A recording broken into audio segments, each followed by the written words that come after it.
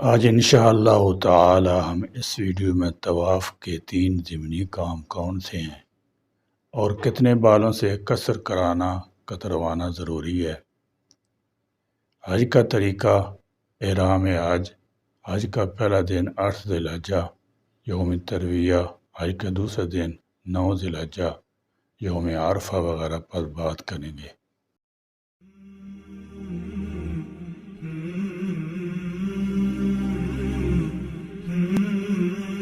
نحمدہ ونصلی علی رسولہ الکریم۔ طواف سے فارغ ہونے کے بعد آپ کو 3 ضمنی کام کرنے ہیں۔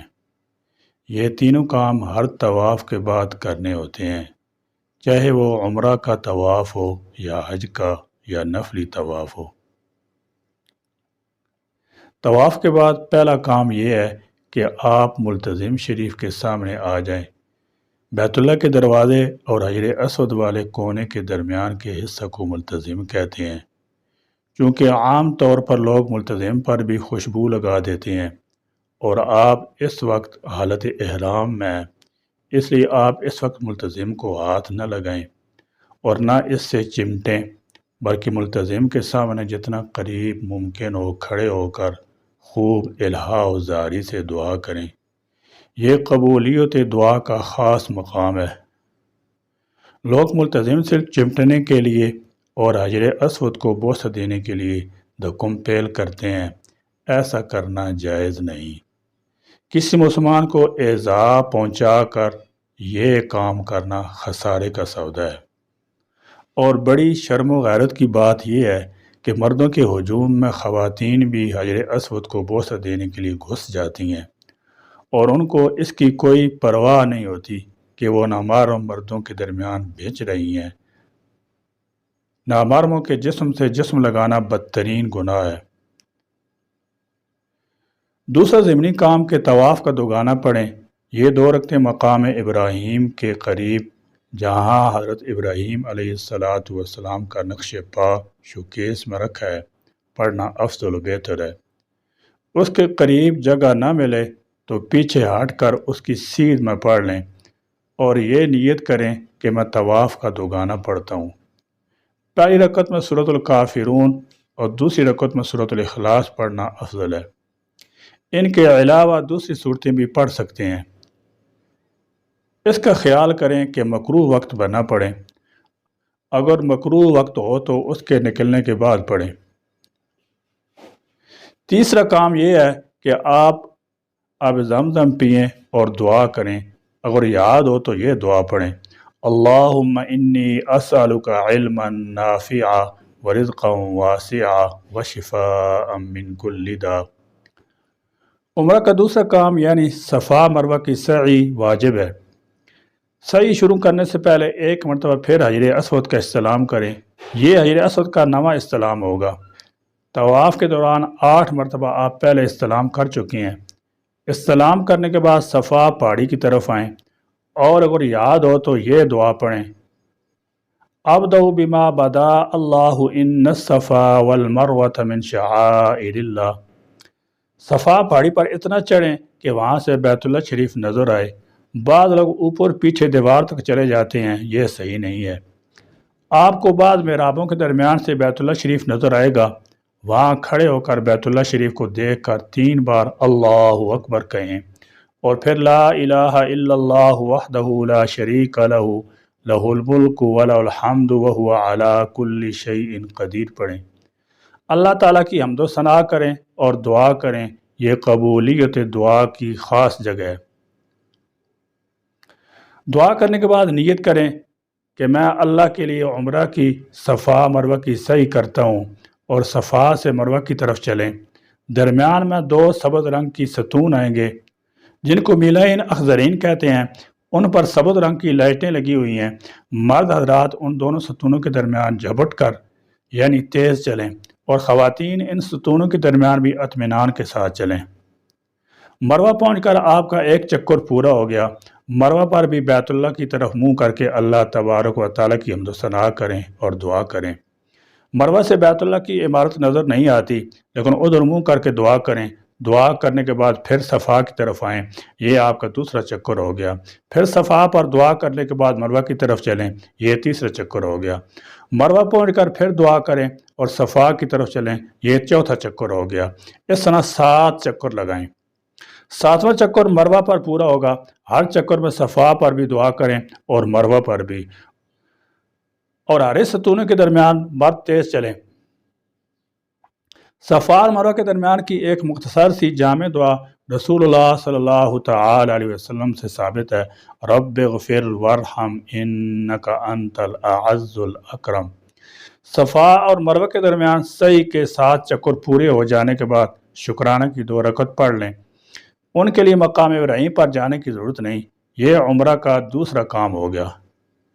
عمرہ کا تیسرا کام سر کے بال منڈوانا یا کتروانا، یہ واجب ہے۔ صفا مروہ کی سعی کے بعد عمرہ کا تیسرا کام سر کے بال منڈوانا یا کتروانا ہے۔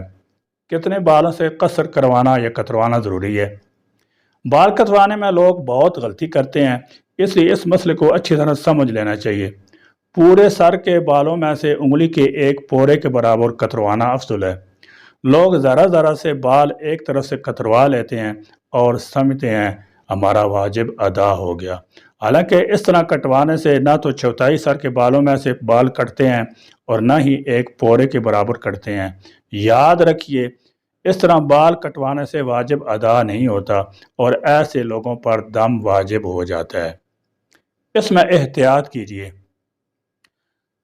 آپ سنت کے مطابق یا تو پورے سر کے بال منڈوا لیں، جس کو حلق کہتے ہیں، یا اگر بال لمبے ہیں یا پٹے ہیں، اس میں سے ایک ایک پورے کے برابر بال کٹوائے جا سکتے ہیں، تو پھر پورے سر کے بالوں میں سے ایک ایک پورے کے برابر بال کٹوائیں تاکہ سنت کے مطابق قصر ہو جائے۔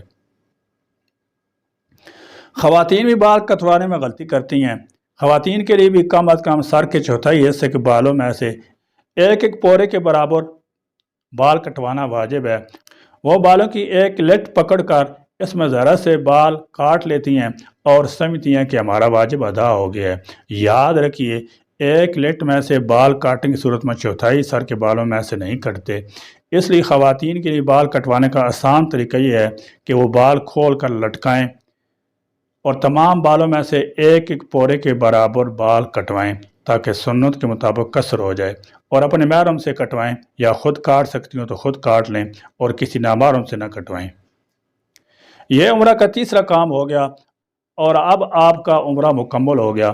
احرام کی جو پابندیاں آپ پر لگی تھیں وہ بال کٹوانے کے بعد سب ختم ہو گئیں۔ اب آپ غسل کر کے سلے ہوئے کپڑے پہن لیں اور خوشبو وغیرہ لگا لیں۔ بعض رات جب بال کٹوانے کے لیے حجام کی دکان پر جاتے ہیں تو بال کٹوانے سے پہلے اپنے ناخن تراشنا شروع کر دیتے ہیں یا اپنی مونچھی کترنے لگتے ہیں۔ یاد رکھیے، اور کسی شخص نے سر کے بال کٹوانے سے پہلے ایک ہاتھ یا پاؤں کی 5 انگلیوں کے ناخن کاٹ لیے تو اس پر ایک دم واجب ہوگا۔ اب آپ مکہ مکرمہ میں 8 ذی الحجہ تک بغیر احرام کے رہیں گے۔ اس عرصے میں نفلی طواف کریں، اس کے لیے احرام نہیں ہوگا، نہ رمل ہوگا، اور نہ اس کے بعد صفا مروہ کی سعی ہوگی۔ بس حجر اسود کا استقبال اور استلام کرنے کے بعد 7 چکر لگائیں، ہر چکر میں استلام کریں۔ 7واں چکر پورا ہونے کے بعد 8ویں مرتبہ استلام کریں، پھر وہی 3 ضمنی کام کریں، یعنی ملتزم پر دعا، مقام ابراہیم پر طواف کا دگانا اور زمزم پی کر دعا کرنا۔ 8 ذی الحجہ کو بعد نماز فجر یہ ارادہ کیجئے کہ اب میں حج کا احرام باندھ رہا ہوں۔ نیت دل کے ارادے کا نام ہے، البتہ زبان سے نیت کے الفاظ ادا کرنا بھی مستحب ہے۔ اللہم انی ارید الحج فیسرہ لی وتقبلہ منی۔ اے اللہ، میں حج کا ارادہ کرتا ہوں، آپ اس کو میرے لیے آسان فرما دیجئے اور میری طرف سے قبول کر لیجئے۔ نیت کرنے کے بعد آپ تلبیہ پڑھیں، لبیک اللہم لبیک لبیک لا شریک لک لبیک ان الحمد والنعمت لک والملک۔ احرام باندھتے وقت 1 مرتبہ تلبیہ پڑھنا ضروری ہے اور 3 مرتبہ تلبیہ پڑھنا سنت اور افضل ہے۔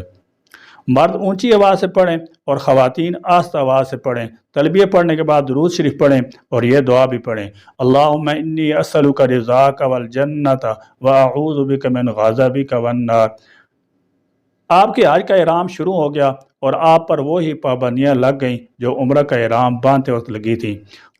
ہو سکے تو مسجد حرام میں جا کر احرام باندھنا افضل صورت ہے، لیکن اگر آپ وہاں نہ جا سکیں تو اپنی قیام گاہ پر احرام باندھ لیں۔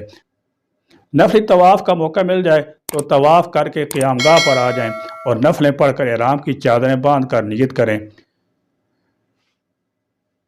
اگر خواتین معذوری کی حالت میں ہوں تب بھی ان کے لیے 8 ذی الحجہ کو حج کا احرام باندھنا ضروری ہے۔ البتہ ایسی خواتین نہ تو مسجد حرام میں جائیں گی اور نہ ہی نفلیں پڑھیں گی، بلکہ اپنی قیام گاہ پر قبلہ رخ بیٹھ کر حج کے احرام کی نیت کر کے تلبیہ پڑھ لیں۔ احرام باندھنے سے پہلے ان کے لیے غسل کرنا بہتر ہے۔ یہ غسل طہارت کے لیے نہیں ہوگا بلکہ نظافت اور صفائی کے لیے ہے۔ 8 ذی الحجہ مینا میں 5 نمازیں ادا کرنا سنت ہے، یعنی 8 ذی الحجہ کی ظہر، عصر، مغرب، عشاء اور 9 تاریخ کی فجر۔ بعض اوقات 8 تاریخ کی بجائے 7 تاریخ کو مینا لے جاتے ہیں۔ ایسی صورت میں 7 تاریخ کو مینا روانہ ہونے سے پہلے احرام باندھ لیں۔ حج کا دوسرا دن 9 ذی الحجہ یوم عرفہ۔ 9 تاریخ کو فجر کی نماز کے بعد سورج چڑھنے پر مینا سے عرفات کے لیے روانہ ہوں گے۔ عرفات پہنچتے پہنچتے دوپہر ہو جائے گی۔ وقوف عرفات جو کہ فرض ہے اس کا وقت زوال کے بعد شروع ہوتا ہے۔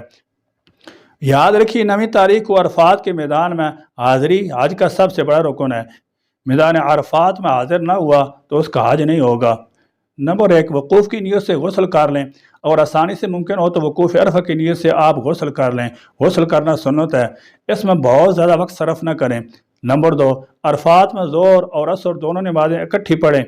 میدان عرفات میں جو مسجد نمرہ ہے اس کے امام خطیب آج 9 تاریخ کو ظہر اور عصر کی نمازیں ظہر ہی کے وقت میں ایک ساتھ پڑھائیں گے۔ جو حجاج کرام مسجد نمرہ میں امام صاحب کے پیچھے نماز پڑھیں ان کو یہ دونوں نمازیں اکٹھی ملا کر پڑھنی ہے۔